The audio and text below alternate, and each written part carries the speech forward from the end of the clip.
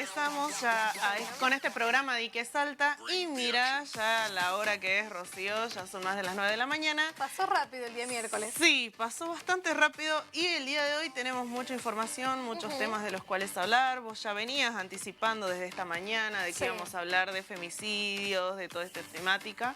Así que bueno, Rocío, lo dejo en tus manos, a ver. Bueno, les traigo un segmento para que lo hablemos, para que lo debatamos, porque me parece muy importante el hecho de traer a colación estos datos. Y me van a preguntar por qué ahora, por qué a esta altura del año. Bueno, vamos a empezar a hablar justamente de lo que son los femicidios en Argentina, porque salió oficialmente los resultados de lo que viene siendo un análisis. En este caso, en lo que es femicidios en general, estamos hablando de mujeres cis, de lo que es el año 2022, el año pasado. Pero por otra parte, también se hizo un relevamiento de datos en cuanto a las personas travestis transexuales.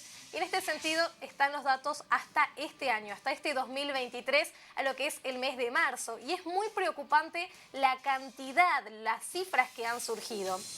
Les comentaba, estos son datos oficiales de la Oficina de la Mujer por parte de la Corte Suprema de Justicia de la Nación. Es decir, son datos que se han estado estudiando por parte de organismos que tienen mucha experiencia en el tema y que vienen para que reflexionemos.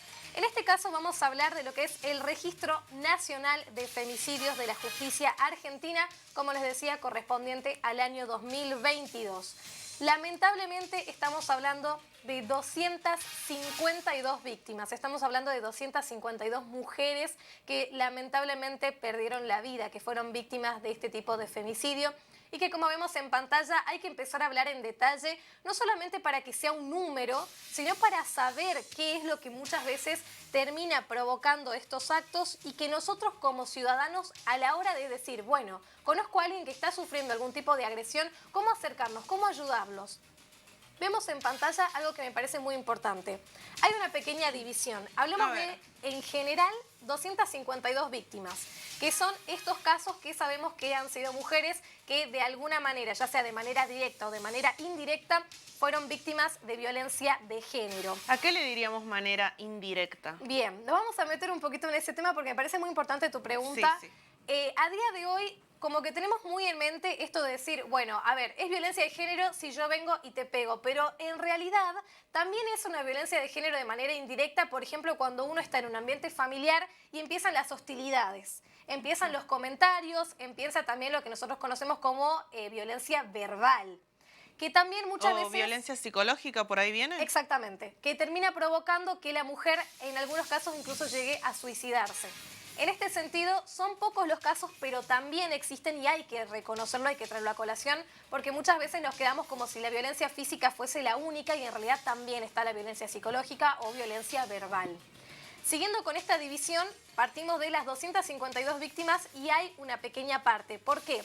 226 son los que yo te decía, víctimas directas y que en la mayoría de los casos tenían algún tipo de relación o de conocimiento de lo que es el agresor. Bien. Por otra parte, hay que tomar una división. De estas 226, 219 son mujeres cis. ¿A qué nos referimos? A lo que comúnmente se denomina una mujer, hetero, que tiene su vida común y corriente. Y por otra parte, también hay que hacer la división porque hay 7 mujeres trans travestis que perdieron la vida en el año pasado.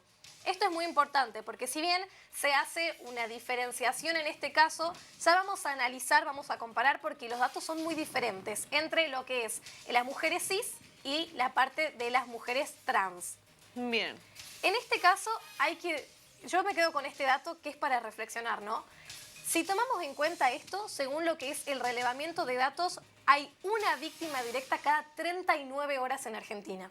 Es un dato bastante fuerte. Es decir, cada 39 horas una mujer muere por un femicidio. Es un dato muy preocupante, ¿por qué? Porque analizando los datos del 2022 vemos que es algo que se mantiene. No es una problemática que ha disminuido a pesar de las campañas, a pesar de las movilizaciones, sino que se mantiene, son datos muy estables. Y en este sentido hay que decir que al menos 26 son femicidios vinculados. ¿A qué se conoce como femicidio vinculado? Que es una carátula que muchas veces no conocemos. Femicidio vinculado significa que por parte del agresor hubo la predisposición, por así decirlo comúnmente, las ganas de hacer daño en otra persona, ya sea directamente haciendo un daño físico a la víctima o a terceros, que suele pasar cuando hay el caso de niños, por ejemplo. Bien. Y en este sentido, hay 26 femicidios que también iban con la intención de dañar a la víctima y de dañar a un tercero, en este caso por motivos de género. Seguimos hablando y en este caso yo les decía, hay datos muy diferentes en relación a las mujeres trans. Pasemos ahora a la siguiente imagen porque estos son datos obtenidos de la mano de Mumalá, que es esta organización que se pone en el lugar de las personas miembros de la comunidad LGBT. Y en este caso vamos a hablar de las personas trans travestis porque justamente hay que hablar de este tema. Muchas veces se dice, bueno, pasa lo mismo que las mujeres y no 100%. Hay datos que son muy diferentes. En este caso estamos hablando de los datos del periodo del 1 de enero hasta el 30 de marzo de este año. Estos son datos del 2023. Hace nada. Hace nada. Lamentablemente, haciendo referencia en lo que va de este año y también un poco del año pasado, son 71 femicidios. Es decir, 2022 y este 2023, 71 femicidios de personas trans. Esto es muy importante.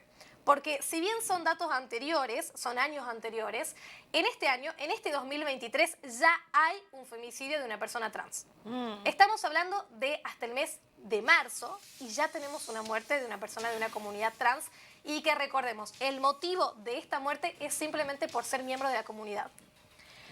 Hablando en este caso, vamos a mencionar ¿Siempre algo... suele ser el mismo motivo? Hay situaciones que también hay que evaluar. Vos lo decías recién, los motivos. Hay casos en donde también pasa lo mismo que con las mujeres cis, que puede ser por exparejas, que ya lo vamos a analizar, pero suele ser la mayor parte de los casos. Sí. Exparejas, problemas, pero hay un número que es muy importante, que al menos el 10% de las mujeres trans mueren a manos de desconocidos en lugares públicos. No es la misma problemática. Siguiendo con esta línea, en tanto intentos de femicidios de personas trans y personas cis, ¿sabes cuántos son en este año? ¿Cuántos? 137 intentos de femicidio. Son un montón. Es un número muy amplio. Importante, sí. Muy amplio. En este 2023, hasta marzo, 137 intentos de femicidio a mujeres trans y a mujeres cis. Pasando a más información, pasamos a la siguiente imagen. Vamos a estar hablando, en este caso también, pero hablamos ya de las mujeres cis en relación a la edad. Que esto es un dato no menor. ¿Por qué? Normalmente ronda entre los 25 y los 34 años al momento del hecho. Hablamos de 58 casos en cuestiones de relevamiento. La franja etaria es esta, 25 a 34 años. Un dato muy preocupante porque estamos hablando no solamente de que es una cifra bastante amplia, sino de que es la etapa juvenil. La etapa en donde la mayoría de las mujeres suelen salir, verse con amigos, tener tipo de relaciones con otras personas. Entonces es donde surgen estas problemáticas. Es el paso, digamos, de la adolescencia a, digamos, a la edad adulta. Un adulto joven. Exactamente. Casi 41 años es el promedio general, es decir, más de los 41 no es muy probable, pero haciendo un pequeño análisis exhaustivo, también hay que traer a colación algo que muchas veces no tomamos en cuenta cuando hacemos femicidio. Cuando hay personas que son, en este caso mujeres, mayores de 60 años, también se toma como femicidio el caso en el que, por ejemplo, un nieto, un sobrino, algún familiar cercano, también las termina asesinando algunas veces por cuestiones de herencia, por cuestiones de que como son personas ya grandes, muchas veces, lamentablemente, y diciéndolo con estas palabras, se quieren deshacer de la gente grande. Entonces también es considerado un femicidio a estas mujeres mayores de edad, mayores de 60 años, en donde justamente las asesinan por el hecho de, lamentablemente hay que decirlo así, sacárselas de encima. Sí, eso es algo que estuvo pasando muchas veces en las clínicas, sobre todo, bueno, de los adultos mayores, como bien lo decís, que comienzan a drogarlos, que comienzan a ponerles sedantes cada vez más fuertes justamente para llegar a esto, ¿no? A este femicidio. Exactamente, como bien lo decís, Meli. Y también hay otra franja etaria que hay que tomar en cuenta, que la mencionaste, que son las adolescentes, que lamentablemente están apareciendo más casos. Y acá es donde hay que prestar atención. Si bien la franja etaria está entre los 25 años hasta los 30 y pico, están empezando a aumentar los casos de adolescentes. Estamos hablando de alrededor de 14 víctimas directas que eran chicas menores a 18 años. Y esto es muy preocupante, porque si sigue bajando este índice, estamos hablando de cada vez chicas más jóvenes que están siendo asesinadas por familiares y exparejas. Pasamos a otra de las placas, pasamos a otra de la información, porque también tenemos que estar hablando ya, en este caso, de lo que viene siendo un poquito de información dura en relación a qué tipo de mujeres cis son las que terminan buscando para agredirlas, para asesinarlas. Y en esto hay que tener en cuenta, en el caso de Argentina, el 92% son nacidas en el país, son argentinas. Pero existe un 8% de mujeres extranjeras, que sabemos que el hecho de venir de otro lado, muchas veces adaptarse a la cultura, termina siendo medio complicado porque uno tiene que traer toda la parte de la independencia económica, empezar de cero. Y esto trae a colación una problemática, que es la violencia económica. Bien. ¿A qué se refiere? Porque muchas veces uno cuando escucha violencia económica no lo entiende. Violencia económica viene siendo lo que un hombre puede ejercer sobre una mujer, específicamente en este caso, ya que la mujer es incapaz de mantenerse sola económicamente. Como una dependencia. Exactamente, y al mismo tiempo genera una manipulación. Es decir, si una mujer dice, por ejemplo, quiero salir con mis amigas, y el hombre no quiere, le va a decir, no te voy a dar plata, no vas a ir. O, si salís, no te voy a pagar esto. Y la mujer tiene que estar ahí subyugada a lo que el hombre está diciendo, justamente porque no tiene una independencia económica. Esto también se reconoció como parte de violencia de género a día de hoy y que genera que muchas veces este 8% de mujeres que son asesinadas, que son extranjeras, terminen con esta situación, ¿no? Siendo asesinadas porque no tienen una independencia económica o porque también, como se veía en estos casos, no tienen por ahí los papeles todavía en regla. Bien. Siguen haciendo nacionalidades, siguen viendo el tema de cómo hacerse, cómo argentinizarse y hacerse parte de este país. Por otra parte, también hay 61 víctimas que presentan algún tipo de interseccionalidad. ¿A qué se refiere? La intersección en sí hace específicamente alusión a que hay diversos factores que pueden llegar a propiciar que una mujer termine siendo víctima de algún agresor. ¿Por qué? Ya sé que suena bastante fuerte a la hora de decirlo, pero que son factores que hay que tener en cuenta que muchas veces terminan motivando al agresor a realizar algún tipo de agresión física, psicológica o también algún tipo de manipulación que termine, como bien decíamos, en lo que es la violencia económica, porque sabe que la mujer va a estar más a su merced.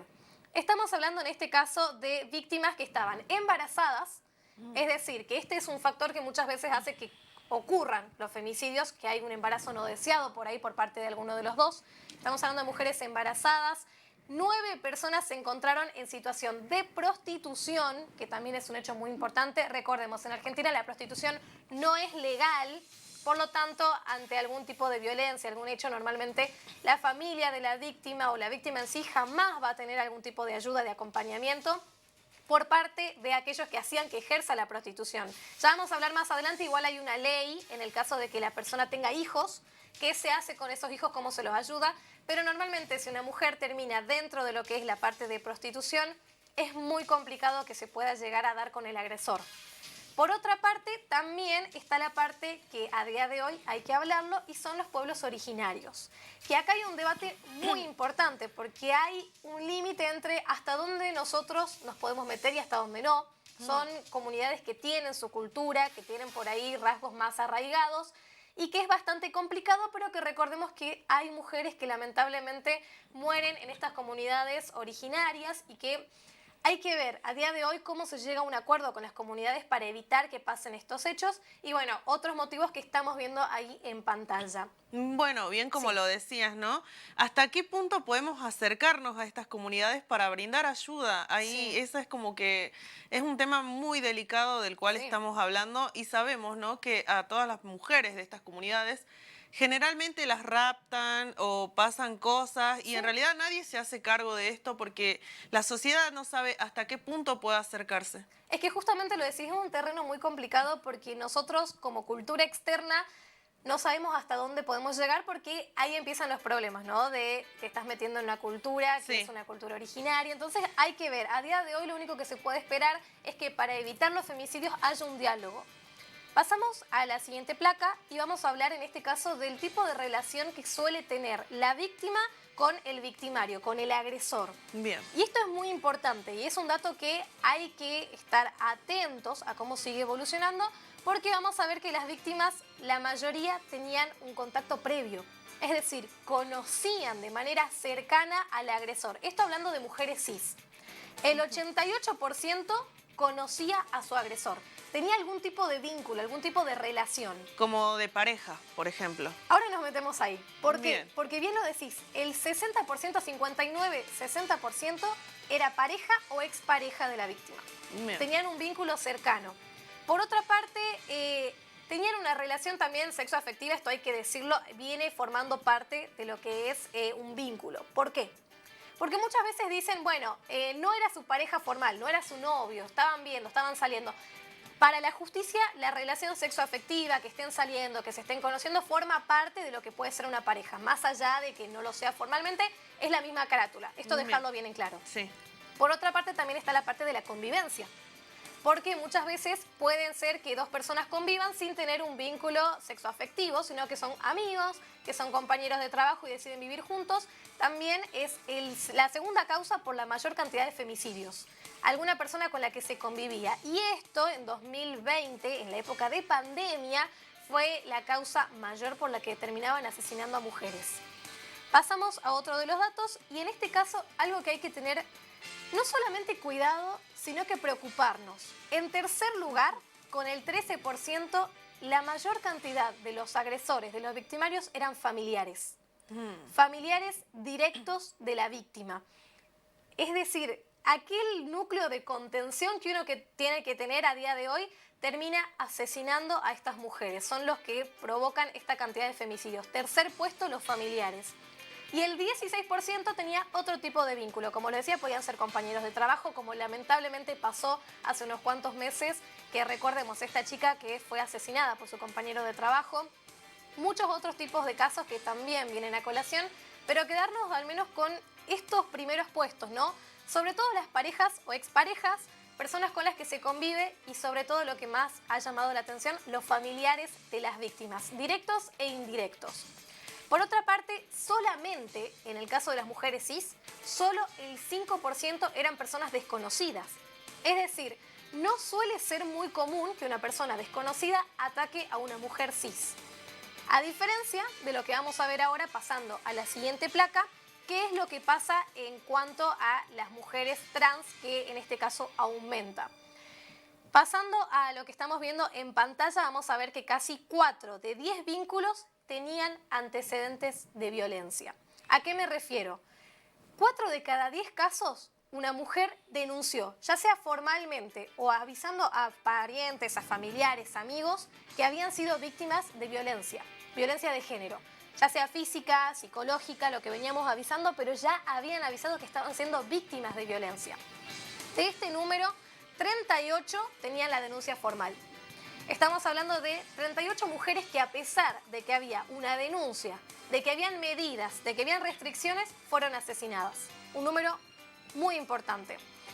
Justamente hablando de esto, 14 víctimas. Pero es que también, sí. Perdón, Rocío, ¿no? Hay que hablar de eso. O sea, ¿qué se hace en ese caso? Por ejemplo, tenés ya la denuncia, ¿no? Sí. Para que la persona esté lejos, para que tenga esta restricción, ¿no? De tanta distancia. Pero si se acerca, ¿qué es lo que tenés que hacer? Llamás a la policía y bueno... Esperás que la justicia funcione. Ese es el problema y por eso necesito que todos nos involucremos. Sí. Porque es lo que vos decís. ¿Qué haces si la medida no funciona? Y era justo lo que yo te iba a decir.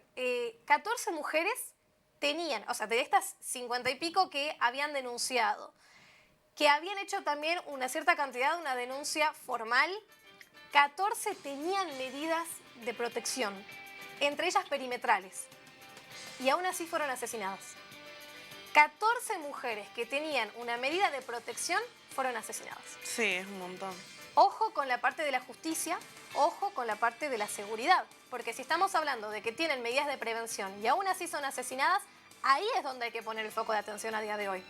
Seguir hablando de por qué, a pesar de que hay medidas, las mujeres siguen en este momento de desesperación al no saber cómo actuar. Y otras, hablamos de 7, tenían medidas que fueron vencidas. ¿Y a qué me refiero? Muchas veces uno piensa que cuando se hace una medida de prevención, una medida de precaución, va a ser para toda la vida. Y no, hay algunas medidas que tienen caducidad. Bien. Y en este caso, 7 de las víctimas se les había vencido esa medida de protección. Y generalmente, ¿cuánto tiempo sería esa caducidad que tiene? Depende. Depende del tipo de denuncia que se haga. Por ejemplo, si es algún tipo de violencia física y demás, lo más normal es que se haga una perimetral. Entonces suelen tener muchísima más duración en el tiempo, pero por ahí cuando se habla de violencia verbal, violencia psicológica, son medidas mucho más flexibles. Más leves. Claro, porque todavía se está investigando bien, ¿no? Cuál es el efecto que se puede tener. Entonces, algunas, por ejemplo, si es violencia verbal y demás, y son compañeros de trabajo, puede llegar a ser meses, por ejemplo. Entonces, claro, pasan esos meses y uno no sabe cómo puede llegar a afectar a la persona. Siguiendo con estos datos, yo les mencionaba que en el caso de que hayan hijos, hay un amparo legal. Lamentablemente, cada vez hay más niños que pierden a sus familiares directos de esta manera. Estamos hablando de que existe la ley número 27.452, que lo que hace es dar una especie de compensación económica a los niños para que puedan crecer en algún ambiente, ya sea algún familiar que los pueda cuidar o ya en una adopción formal, y que ese ambiente tenga un sustento económico para que el chico pueda ir a terapia, para que pueda realizar actividades que le hagan bien y superar este trauma, porque la verdad que es un trauma bastante fuerte que asesinen a tu familiar más directo, que es tu madre en este caso. Sí, sí. Pasando a la siguiente placa, vamos a hablar ahora de lo que pasa específicamente con las mujeres trans, que lo que yo te decía es que hay una diferencia. En este caso, la edad promedio en la que son asesinadas es los 35 años y el 46% tenían hijos. Un dato muy importante porque estamos hablando de 63 niños, que en este año, este 2023, 63 niños se quedaron sin familiares. Claro, se quedaron sin sus madres. Es un número muy importante. Siguiendo con esto, hay que hablar de que al menos el 16% de las mujeres trans habían denunciado al agresor. El 70% tenía medidas de restricción, que es lo que yo te comentaba. 70%. Y aún así fueron asesinadas. Y el 20% tenía el botón antipánico. Que acá es cuando nos preguntamos, ¿funciona o no funciona? Claro, sí. Y además, el 14% de estas mujeres trans estuvieron en algún momento como desaparecidas.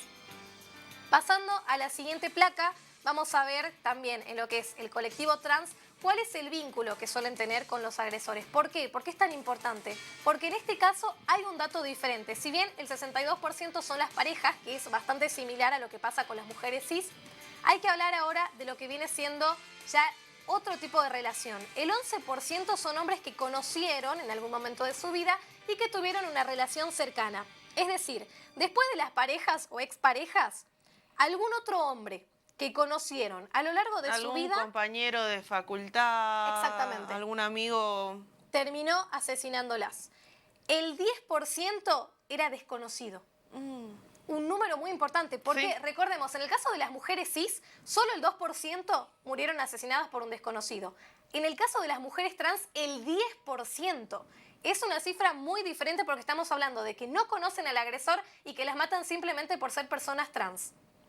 Y por otra parte, un dato que a mí me pareció sumamente triste, el 10%, es decir, la misma cantidad que personas desconocidas, en este caso un 10% eran familiares directos. Es más probable que un familiar directo asesine a una persona trans que estamos hablando de un desconocido. Y por otra parte, un 5% era un familiar no directo. Pasando ahora a la siguiente placa, vamos a hablar del perfil de los agresores como para ir redondeando un poquito. Estamos hablando de 236 casos de estos agresores y que la edad normalmente ronda los 40 años. Es decir, personas que son grandes, adultos que pueden llegar a someter a estas chicas que recordemos la edad normalmente de las víctimas es entre los 25 años a los 38. Sí. Son mucho más grandes que ellos. Hablamos de una edad de 40 años. 18 eran de las fuerzas de seguridad. 51 tenían problemas con sustancias. Algún tipo de drogas. Pasando por otra parte, claro, 23 problemas psicológicos. Es un dato que hay que tener en cuenta porque a día de hoy se sigue poniendo en juego, ¿no? Cómo está la salud mental de la gente. Bueno, acá tenemos también una de las consecuencias de no tomarlo muy en serio. Y en este sentido vamos a hablar de qué pasa normalmente con los casos en los que se denuncia y se llega a dar con el agresor. En el 93% de los casos se encuentra al agresor, al victimario, el 18% termina suicidándose, el 2% muere por otras causas, pero el 59% se encuentran o se encontraban privados de la libertad. ¿Y por qué digo se encuentran? Esto puede ser después de que ya realizaran el hecho o que hayan realizado el asesinato ya estando en prisión. Porque sabemos que por intermediarios se pueden llegar a cometer estos actos. Y en este sentido hay que hablar que el 6% restante suelen ser jóvenes que están en algún tipo de penitenciaría, que están cumpliendo algún tipo de condena de libertad, pero que es mucho menor. Y por otra parte, para ir cerrando, pasamos a la siguiente placa para hablar de lo que es dentro de la comunidad trans, dentro del colectivo trans, porque en este sentido también estamos hablando de que los agresores tienen alrededor de 34 años, más o menos similar a la edad de las víctimas. Sí. El 99% de los casos, que es una cifra muy importante, llega a dar indicios de quién puede ser el agresor, pero solamente el 50% llega a tener una condena. Qué triste. Es decir, casi siempre se sabe quién es el agresor y casi nunca pueden ser condenados. El 19% se suicida, el 12% termina asesinando a otra persona, esto es un dato muy importante. El 12% de las personas que asesinaron a alguien trans terminan asesinando a otra persona. El 7% realizó algún tipo de abuso sexual a esa persona trans y el otro 7% tenía algún tipo de antecedente penal. ¿Esto qué nos da para pensar? En que existe una realidad bastante complicada a día de hoy. Y que en realidad sí, no las conocíamos, no teníamos idea de cómo le estaban viviendo, como bien lo decís, ¿no? Esta diferencia entre mujeres cis y mujeres trans es un abismo, todo lo que viven. Y bueno, muchísimas gracias, Rocío, por toda esta información que realmente a mí me quedó con ese sabor amargo, ¿no? Sí. Esa mezcla entre tristeza y enojo de decir por todo lo que están viviendo. Y bueno, justamente este tema sirve, y lo traigo a colación, para que nos pongamos a pensar en el sistema de justicia que tenemos a día de hoy y también la parte del sistema de seguridad.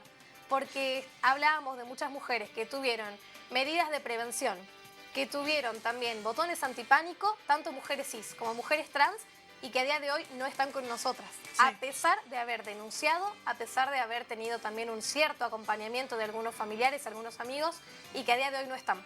Yo creo que si a día de hoy se siguen haciendo luchas, tiene que ser por esto, porque funcione el sistema de seguridad.